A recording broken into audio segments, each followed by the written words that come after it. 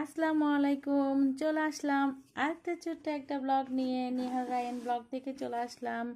সবাই কেমন আছেন? আলহামদুলিল্লাহ, আপনারা সবাই ভালো আছেন।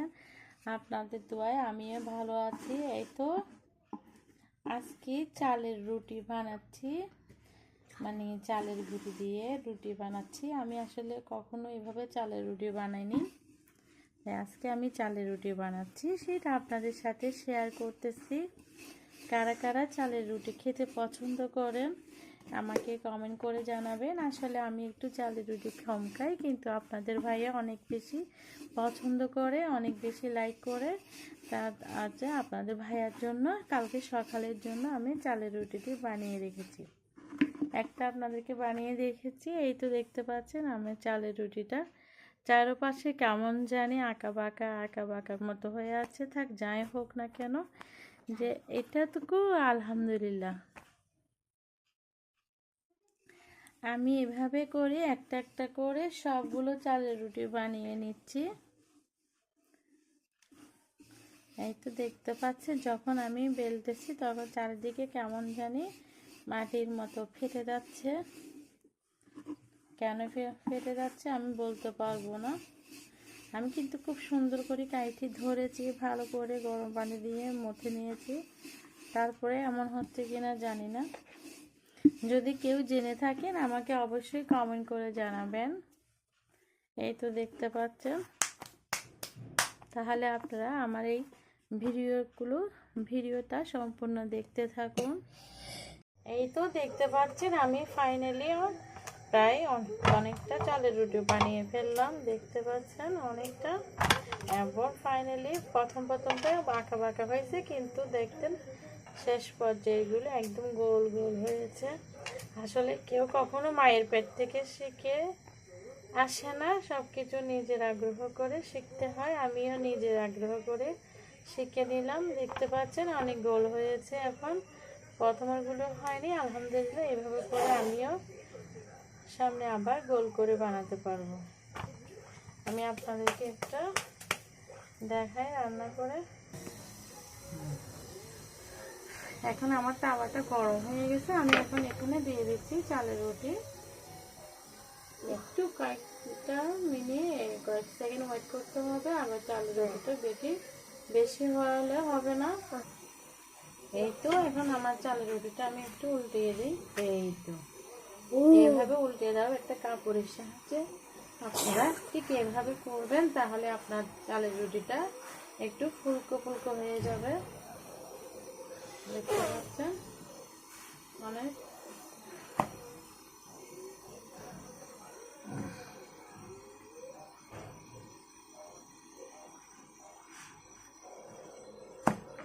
তারপরে আপনি রুটিটা যখন নামিয়ে ফেলবেন, এখন আমার রুটিটা হয়ে গেছে, আমি এখন নামিয়ে ফেলেছি। আমি আরেকটা রুটি দেওয়ার আগে আমি একটু তাওয়াটা একটু ভালো করে মুছে ফেলবো, না হলে আমার রুটিটা কেমন কালার ভালো দেখাবে না। আমি এখন আরেকটা দিয়ে দিলাম। একদম এইভাবে আমি উল্টিয়ে দিলাম। উল্টিয়ে আমি একটা কাপড়ের সাহায্যে আলতো ভাবে এভাবে করে দিচ্ছি, যাতে একটু করে ফুলকো হয়ে যায়। এই তো দেখতে পাচ্ছেন আমার রুটিটা একটু ফুলকো হচ্ছে। চালের রুটি আবার বেশি হতে হয় না, এটা হয়ে গেছে। এভাবে করে আমি সবগুলো রুটি বানিয়ে নিব। ঠিক আপনারাও আমার এভাবে করে সব রুটিগুলো বানিয়ে নিতে পারেন। আমার এই ছোট্ট ভিডিও কেমন লাগে কমেন্ট করে জানাবেন। আমি সব রুটি বানিয়ে আপনাদেরকে অবশ্যই তৈরি করে দেখাবো। এই তো এখানে হলো আমার চালের রুটিগুলো রাখলাম, আর এখানে হলো আমি চালের রুটি যেগুলো এখন রান্না করতেছি এগুলো এখানে রাখতেছি। ঠিক আছে, এই তো। আর এদিকে আমি আমার রুটিগুলো রান্না করতেছি।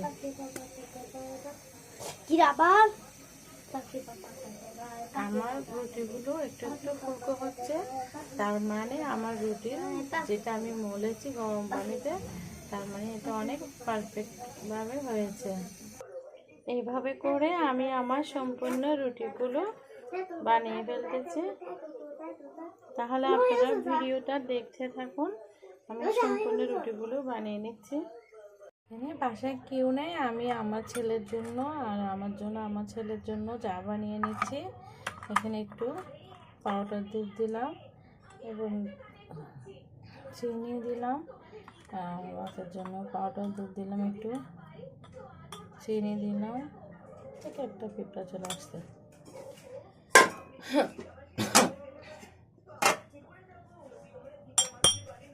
দিলাম, চাটা বানিয়ে নেব এখন আমি। চাটা সহ আজকে চালের রুটি দিয়ে চা খাওয়াটা আপনাদের সাথে শেয়ার করব। এখানে আমি দিচ্ছি 1 চা চামচ লিকুইড, যেটা গরুর খাঁটি দুধ, দেখতে পাচ্ছেন।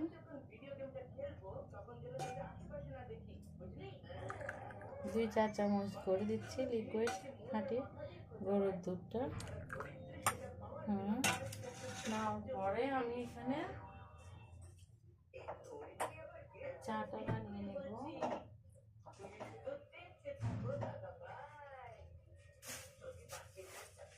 তো চা ছাঁকনি দিয়ে বিসমিল্লাহির রহমানির রহিম।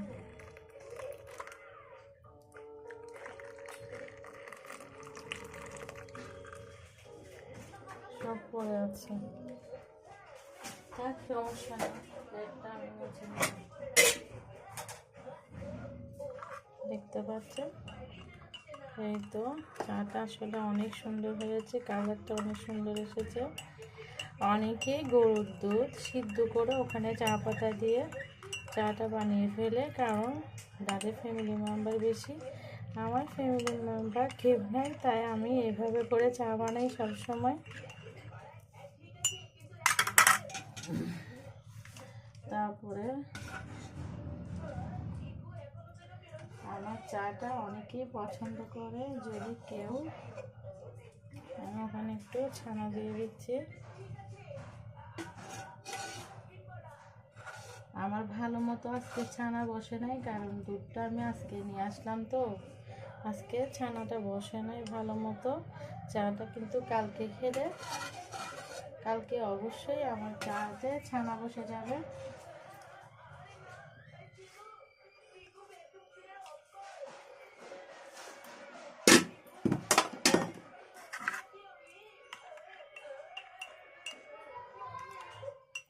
আমি জানি সবাই অবশ্যই পছন্দ করবেন। দেখতে পাচ্ছেন কি সুন্দর চা, আজকে চালের রুটি দিয়ে শুধু চাগুলো খাবো।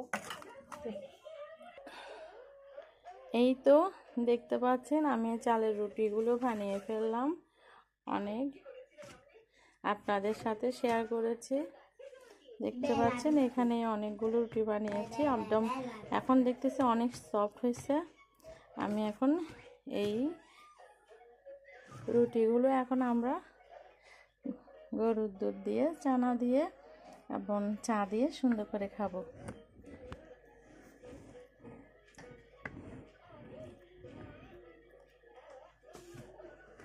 নাও নাও, তুমি কি খাবে খাও।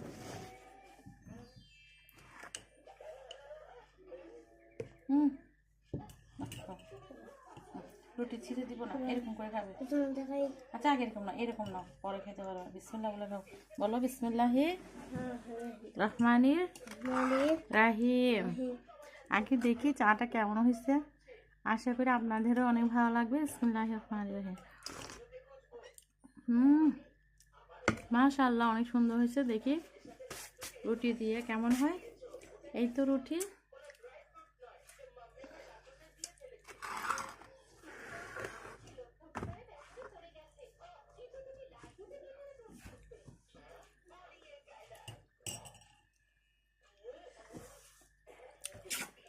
বিসমিল্লাহির রহমানির রহিম।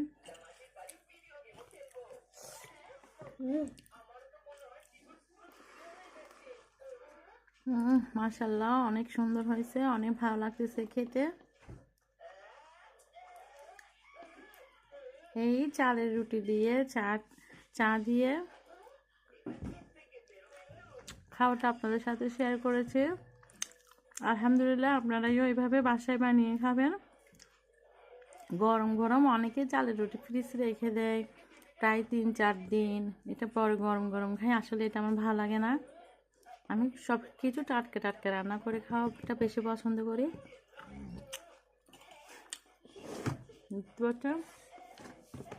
আমার রুটিগুলো একদম সফট হয়েছে, অনেক সফট। এখানে অনেক আছে, দেখতে পাচ্ছেন। আর আমার এই ছোট্ট নাস্তার রেসিপি যদি ভালো লাগে তাহলে অবশ্যই আপনারা আমার লাইক করবেন এবং বেশি বেশি করে শেয়ার করবেন। এবং আমার চ্যানেলে কেউ যদি নতুন হয়ে থাকেন তাহলে আমার চ্যানেলটাকে সবাই অবশ্যই সাবস্ক্রাইব করে দিবেন। যদি সাবস্ক্রাইব করে দেন, আমি নতুন কোনো ভিডিও যদি আপলোড করি সেটা নোটিফিকেশন চলে যাবে প্রথমে আপনার কাছে। তাহলে আপনারা ভালো থাকবেন, সুস্থ থাকবেন, এটা নিয়ে বিদায় নিচ্ছি। সবাই ভালো থাকবেন। আসসালামু আলাইকুম।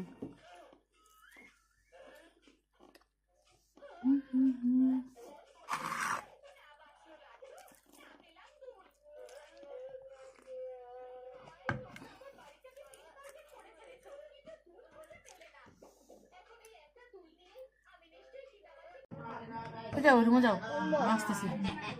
হ্যাঁ, তুই কোথায় রাখছ?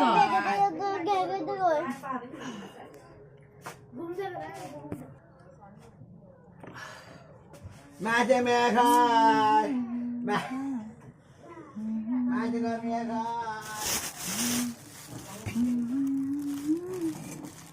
মিষ্টি